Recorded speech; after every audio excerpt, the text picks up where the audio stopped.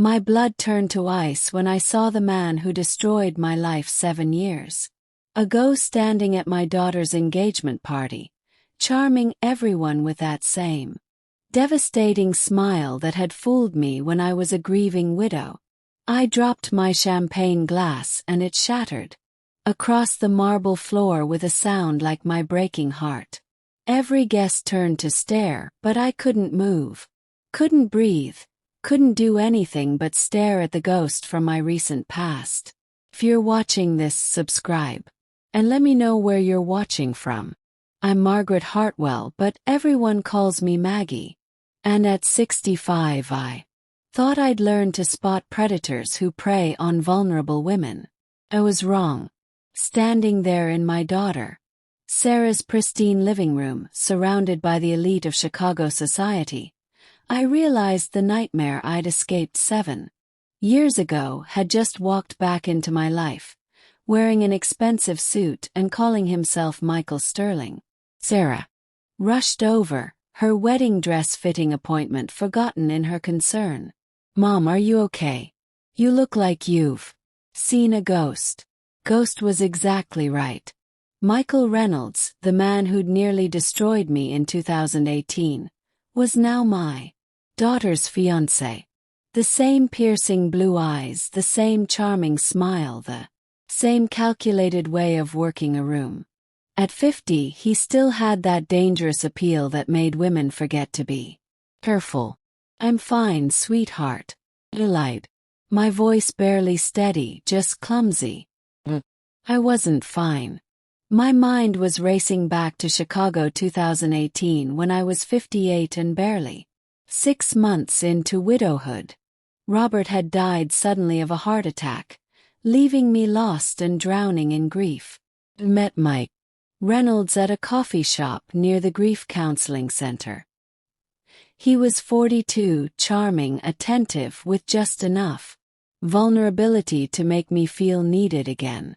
For 10 months, he made me feel beautiful, desired, alive again after the numbness of loss, right up until I discovered he'd been slowly draining the life insurance money Robert had left me. "Mom, let me introduce you properly," Sarah said, her face glowing with happiness. "Michael, this is my mother, Margaret Hartwell." Michael stepped forward, and I watched his face carefully. For just a split second I saw recognition flicker in those blue eyes. Then it was gone, replaced by the perfect mask of a man meeting his future mother-in-law for the first time. "Mrs. Hartwell," he said, extending his hand with a warm smile. "I've heard so much about you. Sarah talks about you constantly." I forced myself to shake his hand even as my skin crawled at the contact. "How lovely. And what business are you in, Mr. Sterling?"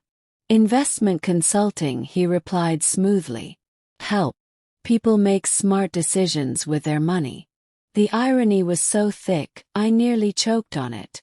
Of course he was still in the business of separating people from their money. Some things never changed. "How did you two meet?" asked my voice artificially bright. Sarah beamed. "At the gym." Michael was so persistent, asking me out for 3 weeks before I finally said yes. Persistent. That was one word for it. I remembered how persistent he'd been with me too. Showing up at the Grief Counseling Center, offering comfort, understanding, patience. As the evening wore on, I watched him work the room with practiced ease.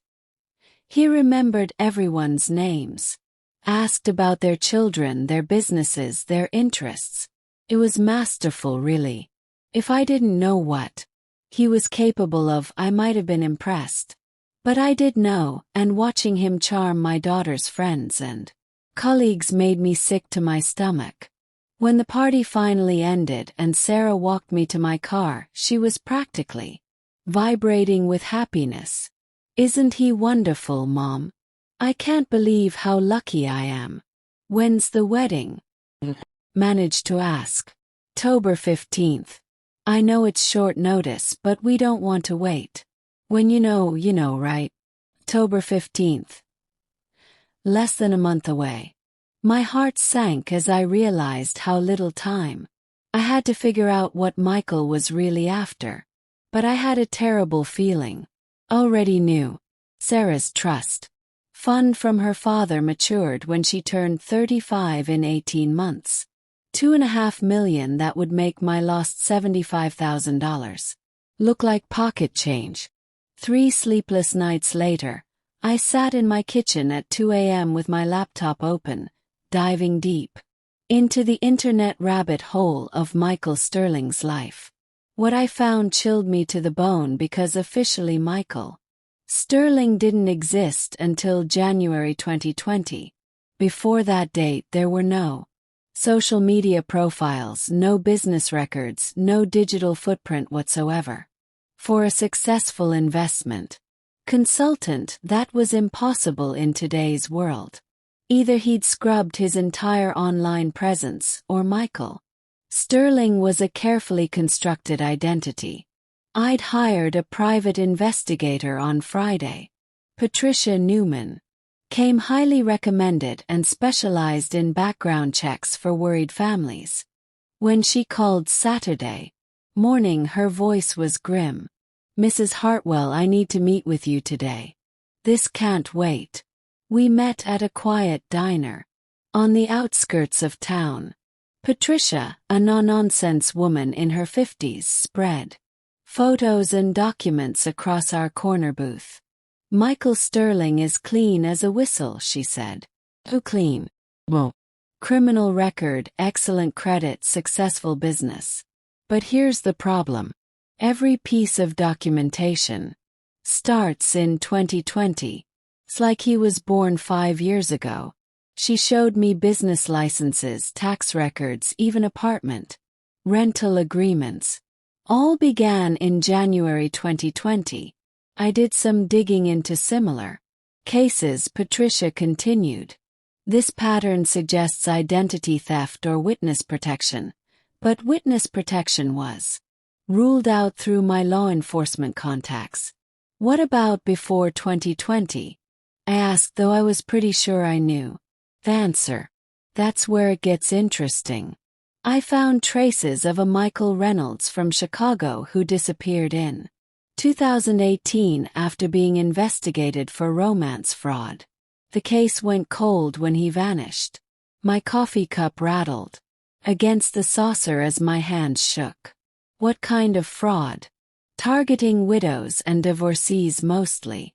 He'd provide comfort during vulnerable times, gain their trust, then slowly drain their accounts, usually between $50,000 and $100,000 per victim. I closed my eyes, remembering the $75,000 that had disappeared from my life insurance settlement. The money Robert had left to secure my future. The money Mike had convinced me to invest in. His business opportunity.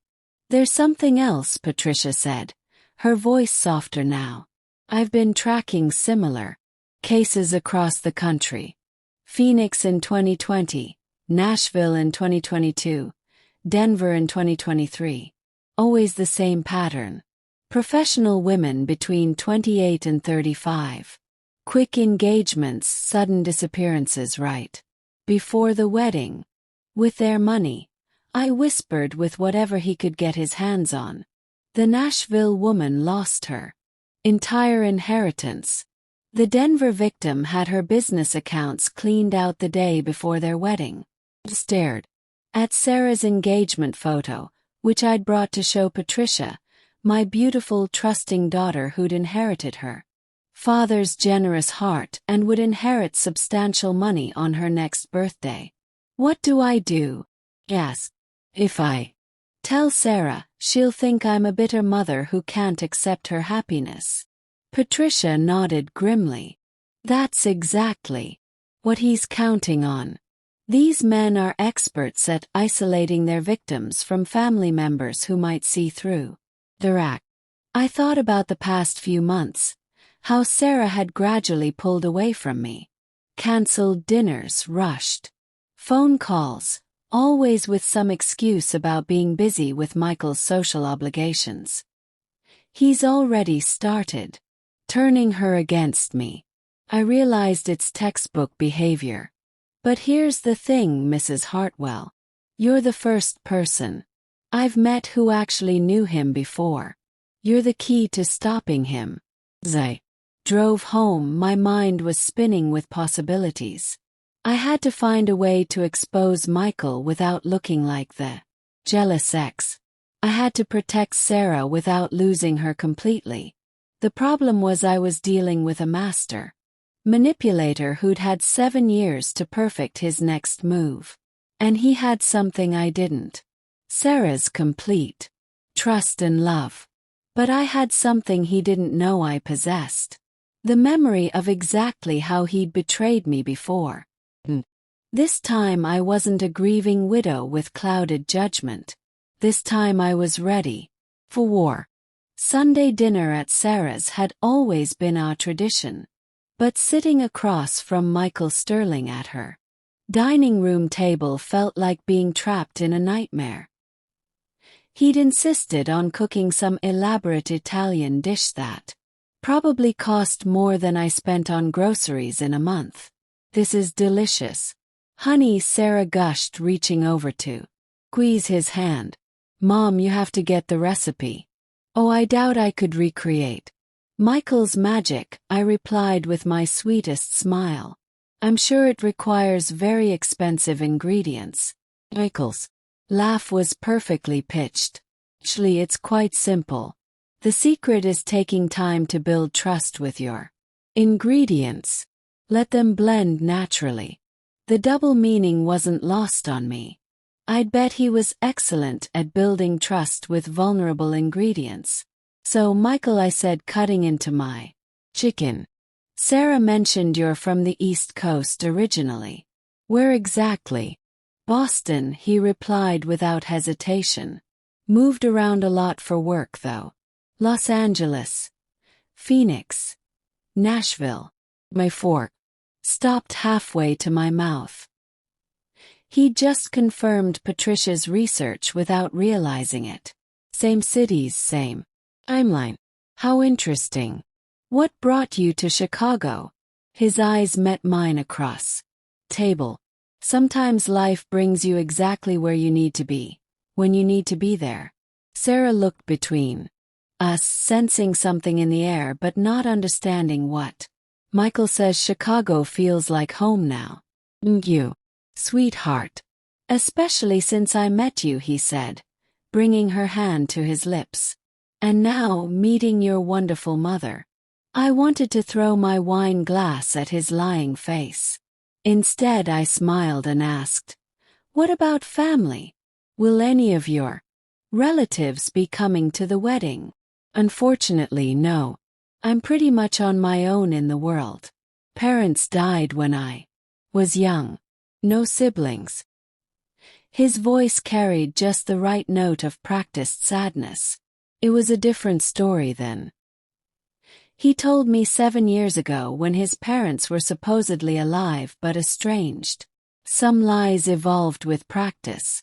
After dinner, Sarah excused herself to take a work call, leaving me alone with Michael. For the first time, the mask slipped just slightly. You know, he said, leaning back in his chair with a wine glass. Sarah's told me so much about her childhood. Growing up with just you. After her father died must have been challenging. We managed just fine, I replied carefully. I'm sure you did. Mentioned her trust fund, how it matures next year when she turns 35. There it was. The real reason he was here. Sarah's trust fund worth over $2 million. Accessible in just 18 months. Sarah's very fortunate, I said neutrally. She is indeed, and so trusting. Sometimes I worry about that. The world is full of people who might take advantage of someone with such a generous heart. The sheer audacity of it took my breath away. He was actually warning me about people like himself while planning to rob my daughter blind. Yes, I agreed. I worry about that too. Our eyes met across the table, and for a moment the pretense fell away completely. He was testing me, seeing if I remembered him, and I was letting him know that I did. I'd hate for anyone to come between Sarah and her happiness, he said quietly. She's been through enough disappointment in relationships. The threat was subtle but clear. If I tried to expose him, he'd paint me as the bitter mother who couldn't accept her daughter's happiness. Sarah's voice drifted from the living room as she wrapped up her call. Michael's charming smile returned instantly. I'm so glad we had this chance to talk, Margaret. I have a feeling we're going to get along wonderfully. When Sarah returned, she found us looking like the picture of familial harmony. Are you two bonding? She asked hopefully. Absolutely, Michael said warmly. I was just telling your mother how much I'm looking forward to officially becoming part of the family. As I drove home that night, my hands were shaking so badly I had to pull over twice. Michael Reynolds wasn't just back in my life. He was about to destroy the person I loved most in the world. And this time he wasn't going to disappear with $75,000. This time he was going for everything. Monday morning brought the phone call I'd been dreading. Sarah's voice was strained, different somehow. Mom, we need to talk. She arrived at my house an hour later, but instead of coming inside for coffee like she usually did, she stayed standing in my doorway with her arms crossed. Michael told me about your conversation yesterday, she said without preamble. My heart sank. What conversation would that be? Don't play dumb, Mom. The way you interrogated him at dinner, asking all those invasive questions about his family, his past. He said you seemed almost suspicious of. Kept my voice level. I was just getting to know him better. Isn't that what mothers do? Not like that. You were practically giving him the third degree. Sarah's eyes flashed with anger. I'd rarely seen directed at me, and then making comments about expensive ingredients and where he's from. What is wrong with you?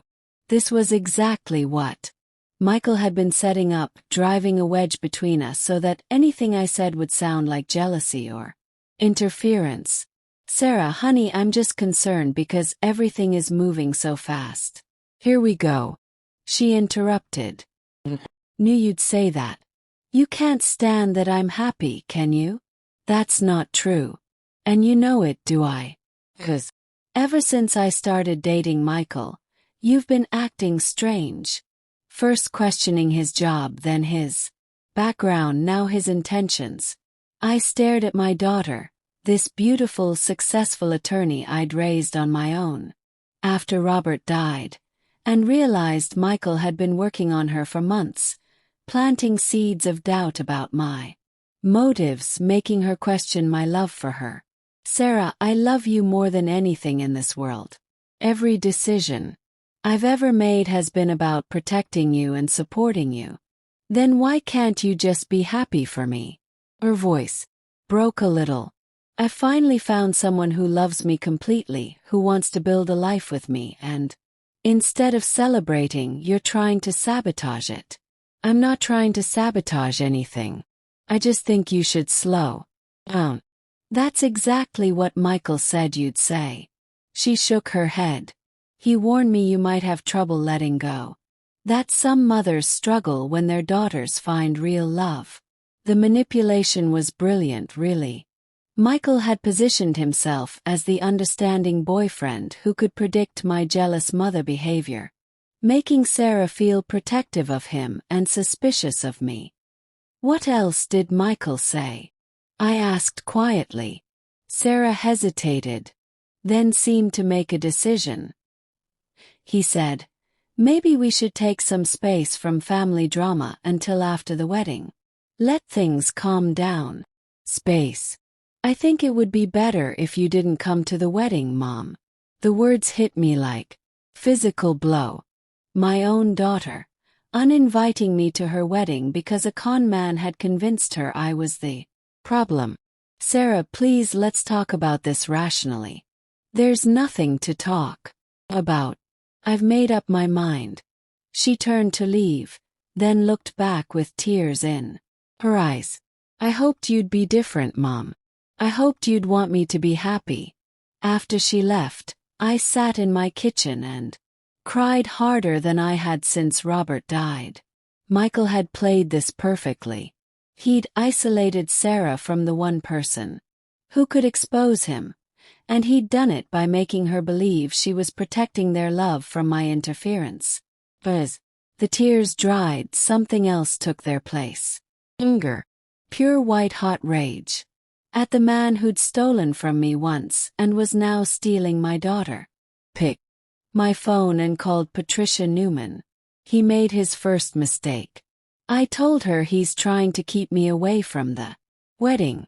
That tells me he's planning something big. Something that requires me not to be there. What do you want to do? I stared out my window at the maple tree Robert had planted when Sarah was born. 32 years of watching over this family. And I wasn't about to stop now. I want to know everything about Michael Reynolds, I said. Every woman he's ever scammed, every lie he's ever told. And then I want to save my daughter, whether she wants to be saved or not. Patricia's investigation over the next week revealed a pattern so disturbing I could barely sleep. Michael Reynolds wasn't just a con man. He was a predator who specifically targeted women at their most vulnerable moments. Look at this, Patricia said, spreading photographs across my dining room table.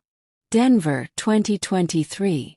Rebecca Morrison, 34, recently divorced, inherited her grandmother's antique jewelry business. Michael showed up 6 months after her divorce was finalized. The photo showed a lovely blonde woman with kind eyes, standing next to a man I now recognized as my daughter's fiancé. He looked exactly the same as he did now, like he'd found some fountain of youth. Nashville, 2022.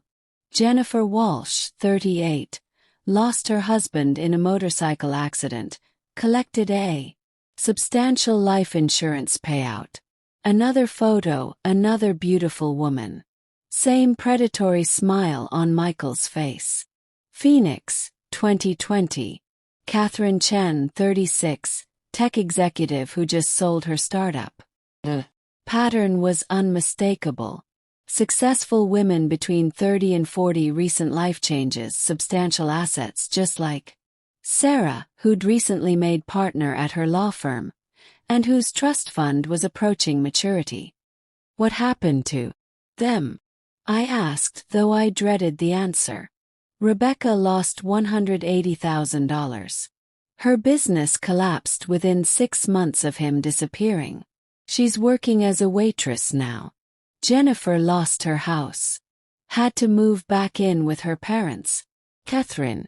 Patricia paused. Catherine had a nervous breakdown. She's still in therapy. I closed my eyes, imagining Sarah's face when she discovered the man she loved had destroyed her life. The betrayal would break something fundamental in her, just like it had been broken in me 7 years ago. There's something else, Patricia continued. Found records of him using different names.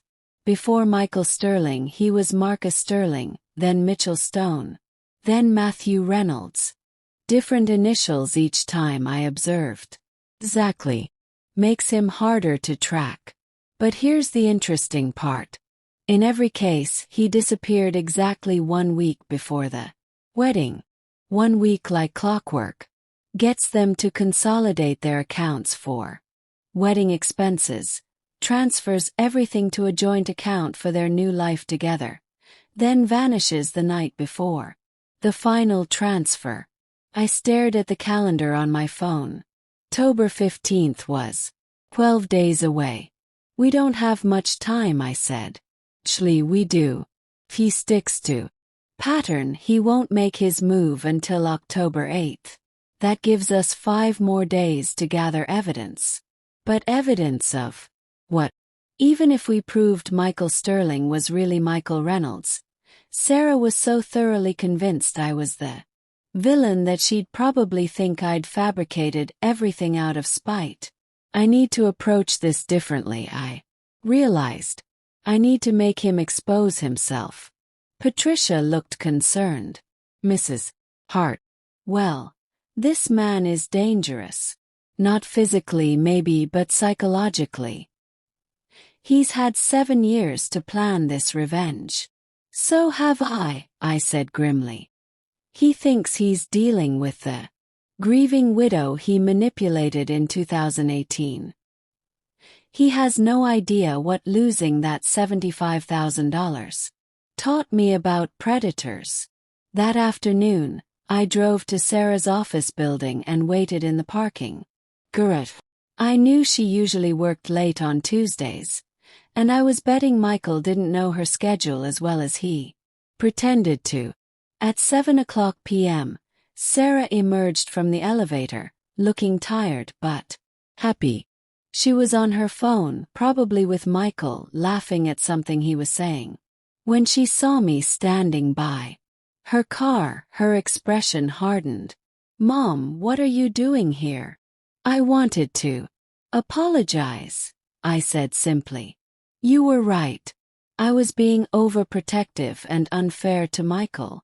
Sarah's anger wavered, replaced by cautious hope. You were. I was scared of losing you, I continued, letting genuine emotion into my voice. But watching you these past few months, seeing how happy he makes you, I realize I was being selfish. Mom, I called Michael this afternoon. Lied. Smoothly. I invited him to lunch tomorrow so I could apologize properly. Clear the air between us. Sarah's face lit up. You did. I want to give him a chance to know the real me, not the suspicious mother. And I want him to know he has my blessing. As I drove home, I knew I was taking a massive risk. If my plan backfired, I'd lose Sarah forever. But if I did nothing, Michael would destroy her life and disappear, leaving me to pick up the pieces of my broken daughter. Either way, tomorrow's lunch with Michael Reynolds was going to be very interesting. I chose the restaurant carefully, upscale enough that Michael would feel comfortable, quiet enough that our conversation wouldn't be overheard, but public enough that he couldn't lose his temper completely. When he arrived 5 minutes late, I was already seated at a corner table with my back to the wall. Margaret, he said, with that practiced charm, kissing my cheek like we were old friends. Thank you for reaching out. Sarah was so happy when I told her about your call. I owe you an apology, I began, playing the contrite mother perfectly. Realize I came across as hostile Sunday night. It wasn't fair to you. Michael settled into his chair, studying me with those calculating blue eyes. I understand completely. Sarah is lucky to have a mother who cares so much about her welfare. She is my whole world, I said truthfully. After her father died, she became everything to me. Maybe too much. Loss can make us protective, he agreed. But Sarah is a grown woman capable of making her own decisions about love. The waiter came and went, leaving us with wine and small talk about the weather. I waited until Michael seemed relaxed before I made my first move. Can I ask you something personal? I said, leaning forward, conspirator ally. Course. Have you ever been in love before? For just a split second, something flickered in his eyes. Something that looked almost like recognition. Once, he said carefully. Many years ago, but it didn't work out. What happened? Press gently. She was older, going through a difficult time. Thought I could help her heal, but he shrugged elegantly. Sometimes timing is everything. My heart rate spiked, but I kept my expression sympathetic. He was talking about me but describing it like a failed romance instead of the financial devastation he'd caused. That must have been painful. It was. But you know what they say, everything happens for a reason. If that relationship hadn't ended, I might not have been ready to appreciate someone as special as Sarah. I sipped my water, watching him carefully. He seemed genuinely relaxed, almost nostalgic. Either he was an incredible actor or he actually didn't recognize me. I'm sure she was lovely, I said carefully. She was beautiful, intelligent, vulnerable. She'd recently lost her husband and was struggling with grief. Oh, sad. What was her name? Margaret, actually. His eyes met mine with what looked like innocent coincidence.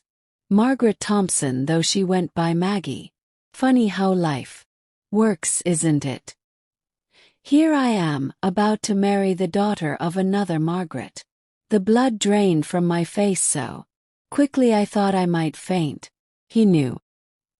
He'd known all along who I was.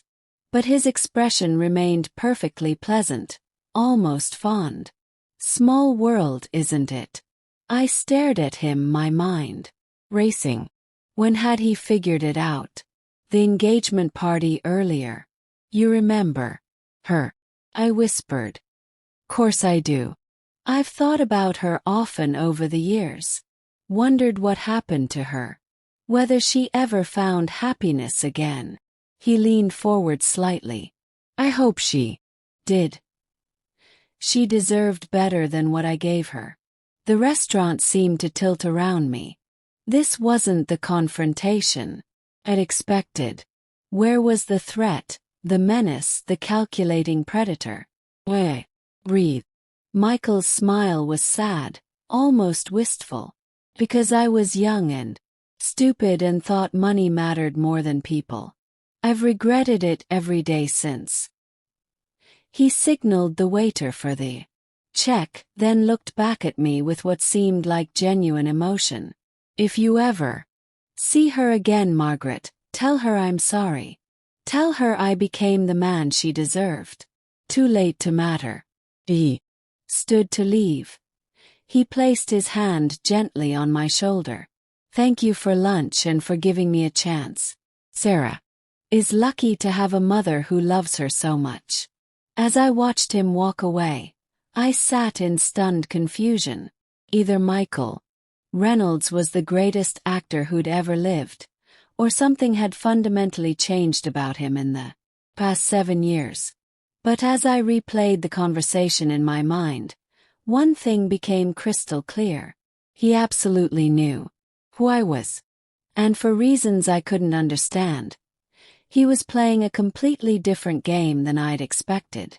Sat in that restaurant for 20 minutes after Michael left, my mind spinning with confusion. His performance had been flawless, full of remorse and apparent growth. But 7 years of healing from his betrayal had taught me to recognize manipulation in all its forms, even when it came wrapped in apologies.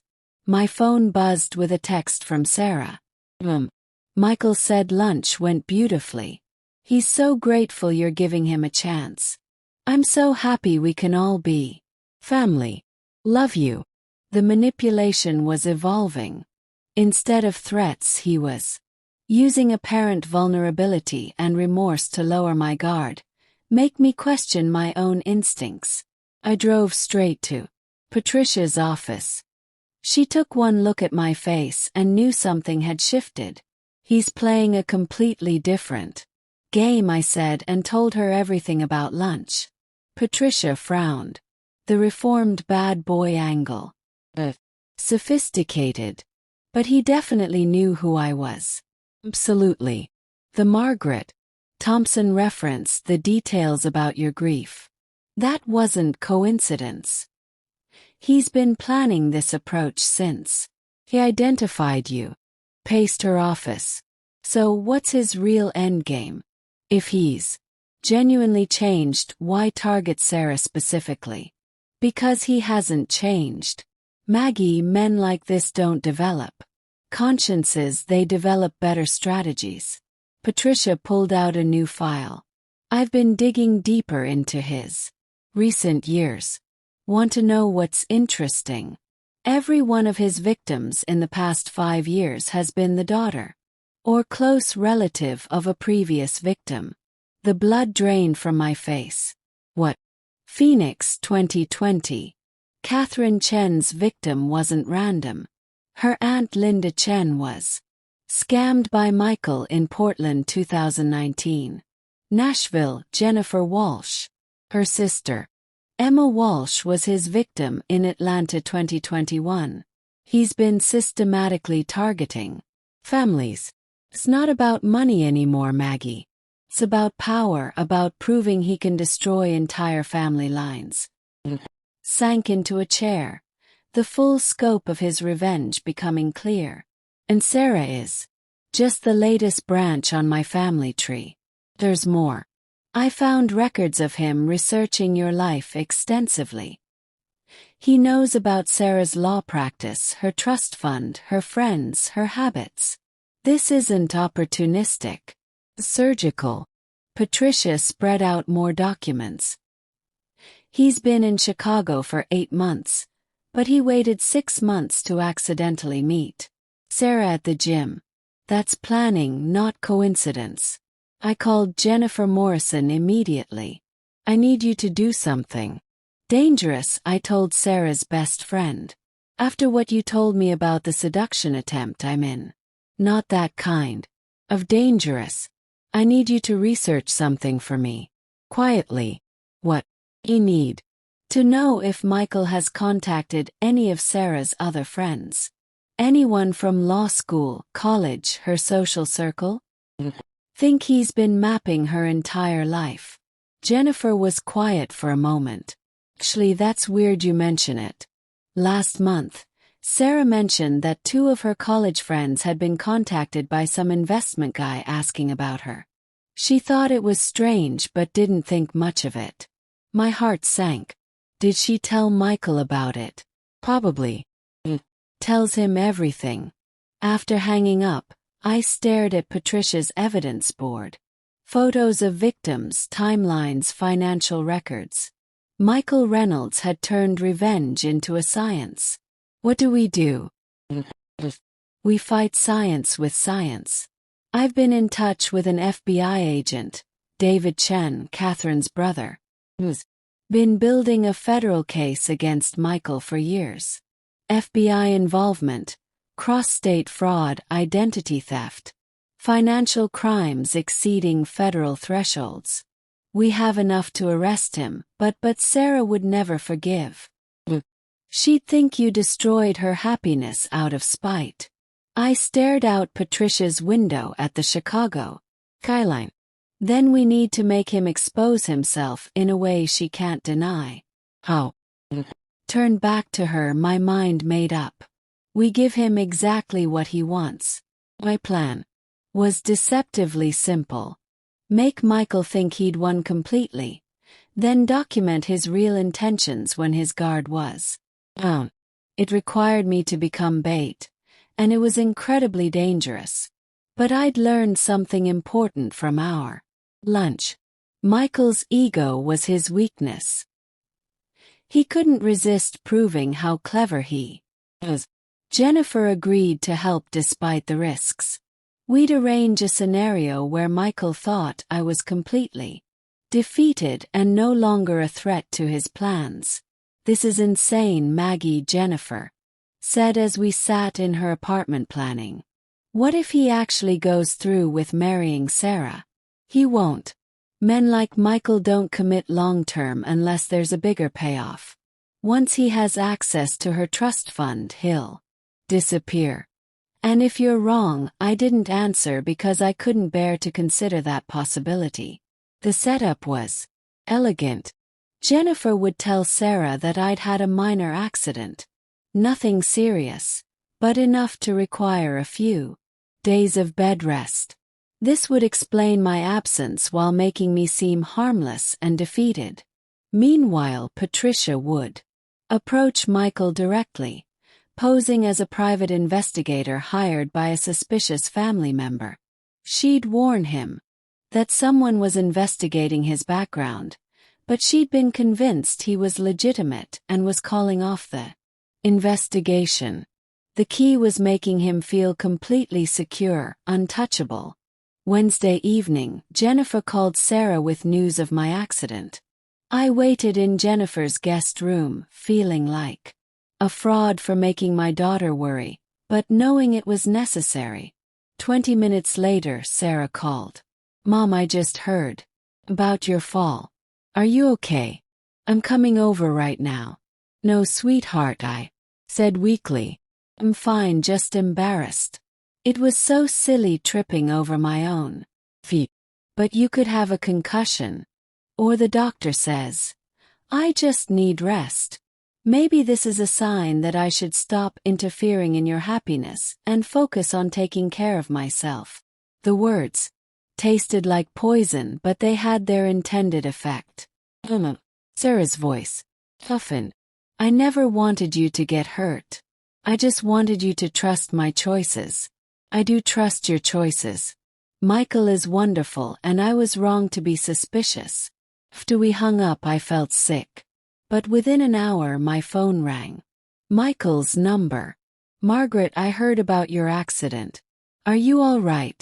"I'm fine. Just feeling foolish. Things happen.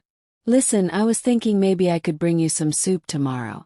I make a mean chicken noodle. And it might be a peace offering." "That's very kind, but I don't want to impose." "It's no imposition. Family takes care of." "Family, right?" The word family sent chills down my spine, but I agreed. Tomorrow, Michael Reynolds would come to Jennifer's apartment thinking he was visiting a defeated enemy. Instead, he'd be walking into a carefully constructed trap. But as I lay in Jennifer's guest bed that night, I couldn't shake the feeling that I was the one being trapped. Michael arrived Thursday afternoon carrying homemade soup and wearing his most charming smile. I was positioned in Jennifer's living room, looking appropriately fragile in my robe and slippers. "You didn't have to do this," I said as he set up the soup in Jennifer's kitchen. "Nonsense. I want us to have a good relationship, Margaret. Sarah's happiness depends on it." He served the soup with theatrical care, then sat across from me with obvious concern. "You know, I've been thinking about our conversation yesterday. About second chances, about growth. I realized I never properly explained why I'm so grateful Sarah found me." This was the moment he'd reveal his real motivations, thinking I was too defeated to be a threat. "I spent a lot of years making mistakes," he continued. "Hurting people I cared about. Women like your namesake, Maggie Thompson. You mentioned. Or I did something terrible to her. Took advantage when she was vulnerable. Stole money she couldn't afford to lose." His voice carried perfect remorse. "For years, I told myself she'd be fine, that she was strong enough to recover. I kept my expression neutral, even as my heart pounded. But I found out recently that she never really recovered, never remarried, never fully trusted anyone again. I destroyed something fundamental in her." He leaned forward, eyes glistening with apparent emotion. "Do you know what that feels like, Margaret? Knowing you've permanently damaged another human being?" "I imagine it's quite difficult," I managed. "It is, which is why, when I met Sarah, I saw an opportunity for redemption." "How so?" Michael's mask slipped just slightly, and I caught a glimpse of something cold and calculating beneath the remorse. Giving Sarah everything I took from her mother: love, security, protection, by making sure she never experiences the kind of betrayal that destroyed Maggie Thompson. The irony was breathtaking. He was describing his plan to destroy my daughter as an act of redemption for destroying me. "That's very noble," I said. Carefully. I like to think so. Sarah will never want for anything. Never question whether she's loved. Never worry about her future because you'll take care of everything. Exactly. Her finances, her decisions, her connections. I'll protect her from every possible source of harm, including me. Realized he wasn't planning to steal Sarah's money and disappear. He was planning something much more sinister. Complete control. Turn her into a psychological prisoner while looking like the perfect husband. She's lucky to have found you, I said, fighting to keep my voice steady. We're both lucky, though. I have to say, your accident has been a blessing in disguise. How so? Michael's smile turned predatory. Shown Sarah how fragile family relationships can be. How important it is to hold on to the people who really matter. I don't follow. Well, if something were to happen to you, another fall, a health scare, anything really, Sarah would need someone strong to lean on, someone who could help her through the grief and guide her decisions during such a difficult time. The threat was clear. He wasn't just planning to isolate Sarah from me. He was planning to eliminate me entirely.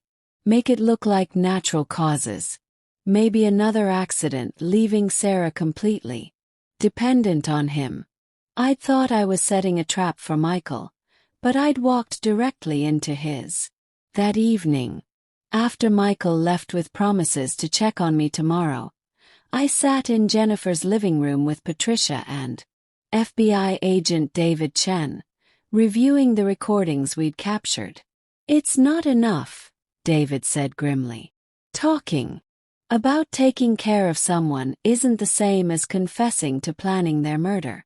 But the threat was clear. Started to you, yes. But a defense attorney would argue he was expressing concern about your health, especially given your recent accident. Patricia leaned forward. What about the financial fraud evidence? Strong but circumstantial for this specific case. He hasn't actually taken any money from Sarah yet. I felt the walls closing in. So we wait until he destroys her life or until he makes a more concrete move. David pulled out a thick file. There is something else, though. Something I haven't told you yet. He opened the file to reveal surveillance photos of Michael from various cities. We've been tracking him for 2 years. The family targeting isn't random revenge. Systematic. Elimination of witnesses. My blood ran cold. What do you mean? Every woman he scammed in the past 5 years has either died in accidents or disappeared completely within 18 months of his initial contact. Patricia went white. You're saying he's killing his victims? We can't prove it yet. But the statistical probability of that many accidental deaths among his victim pool is essentially zero. Why didn't you tell me this before? I demanded. 'Cause we needed you to act naturally. If you'd known he was potentially a serial killer, your behavior would have changed. I thought about the soup Michael had brought me, how insistent he'd been that I eat it. Jesus, we had it tested, David said quickly. Clean, but it shows he's probing for opportunities. What about Sarah? Is she in immediate danger? Not yet. His pattern is to secure legal access to their assets first. Marriage, joint accounts, power of attorney, then the accidents happen. So we have until the wedding. We have until the honeymoon, David corrected. That's when they typically disappear. The room fell silent as the full horror of Michael's plan became clear. He wasn't just going to steal from Sarah and disappear.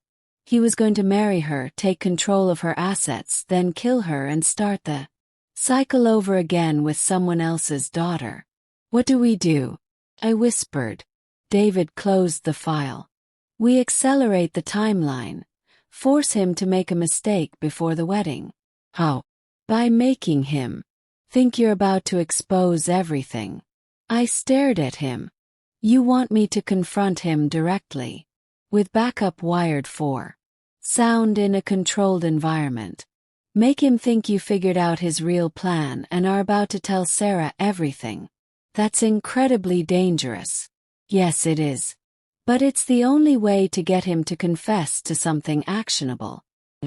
Thought about Sarah, about the beautiful life she'd built for herself, about the future Michael intended to steal from. When? Yes. Tomorrow night. Sarah's at that legal conference until Sunday, right? Perfect timing. As I drove home that night, my hands shaking on the steering wheel, I realized I was about to face a man who turned murder into an art form. But for the first time in 7 years I felt ready for him. Because I wasn't the grieving widow he'd manipulated in 2018. I wasn't even the suspicious mother he'd charmed at lunch. I was a woman who'd spent 7 years learning to recognize predators. And tomorrow night, this particular predator was going to discover just how much I'd learned. The confrontation was set for Saturday evening at Michael's apartment. David Chan and his team would be positioned outside while I wore a wire designed to capture everything Michael. Remember, David coached me in the van. Your goal is to make him think you know everything and are about to tell Sarah. His ego won't let him be outsmarted by someone he considers inferior. What if he gets violent? He won't. Violence isn't his style. Messy, too risky. He prefers subtle elimination. I walked up to Michael's building with my heart pounding, knowing this was either going to save my daughter or get me killed.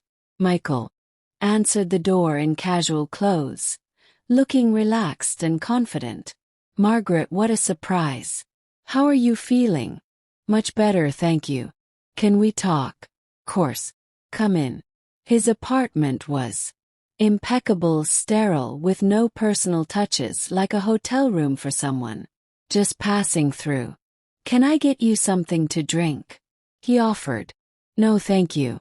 Michael, I need to tell you something important. His expression shifted slightly, becoming more alert. What's that?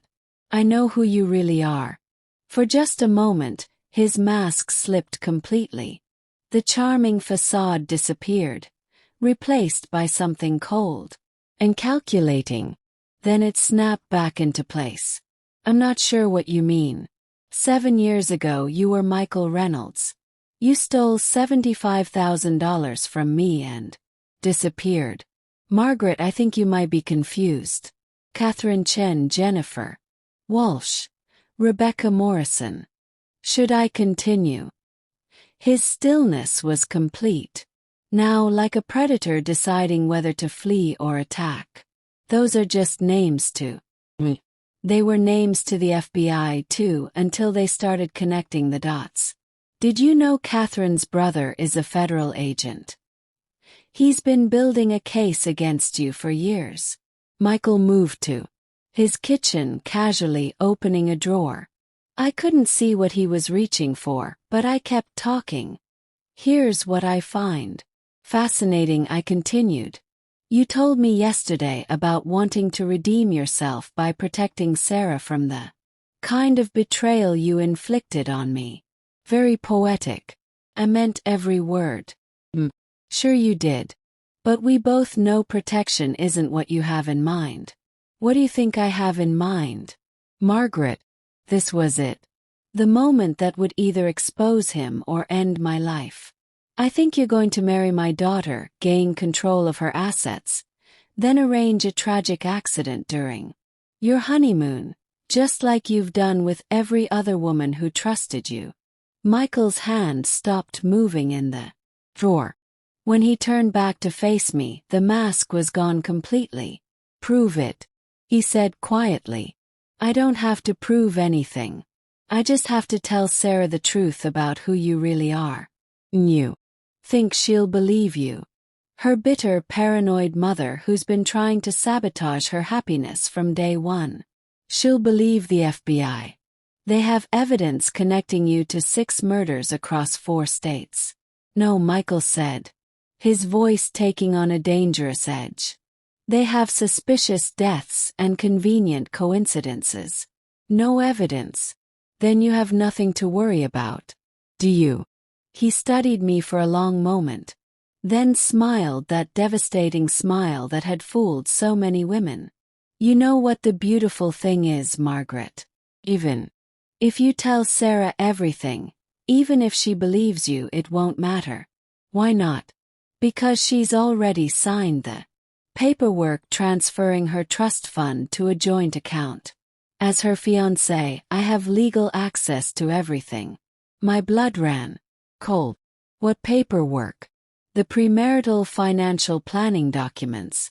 She was so touched that I wanted to ensure our financial security together. His smile widened. $2.7 million accessible Monday morning. She would, and she did because she loves me completely. And trusts me with her future. The FBI team chose that moment to burst through the door. Michael barely flinched as they surrounded him, weapons drawn. Michael Reynolds, you're under arrest for fraud, identity theft, and conspiracy to commit murder. As they cuffed him, Michael looked back at me one last time. You were too late, Reggie. By the time Sarah discovers what I've taken, I'll be untouchable. But he was wrong. Because while he'd been planning his perfect crime, Sarah had been planning something too. Actually, came a voice from the doorway. You were the one who was too late. Sarah stepped into the apartment flanked by 2 more FBI agents. Her face was cold with fury, but her voice was steady. I never signed any financial documents. Michael, the papers you had me sign were fake. Props provided by the FBI. My trust fund is exactly where it's always been. Michael's confidence cracked completely. That's impossible. What's impossible? Sarah said. Is that you thought I wouldn't notice my own mother conducting a surveillance operation? Did you really think I didn't know she was staying at Jennifer's? That I wouldn't figure out why? She looked at me with tears in her eyes but steel in her voice. I've known something was wrong for weeks. You just needed proof. 2 years later, the man we'd known as Michael Reynolds was sentenced to life in prison for 6 counts of first-degree murder and multiple counts of federal fraud. His real name was Marcus Webb, and his victims stretched back nearly 15 years. Sarah returned to her life stronger and more cautious, having learned that love without verification is just vulnerability. She eventually met someone worthy of her trust. But she never made another financial decision without asking my opinion first. I learned that sometimes the best way to protect the people you love isn't to shield them from the truth. It's to trust them to handle it when the time is right. Some battles require a mother's fierce protection, but some require teaching your child to fight alongside you. Either way, family wins in the end. Thanks for listening. The story continues in the next chapter in the next linked video. But first, I need you to subscribe to join the family as we are looking forward to hit our first 10,000 subscribers target, and feel free to share your story in the comments. You matter, your voice does too.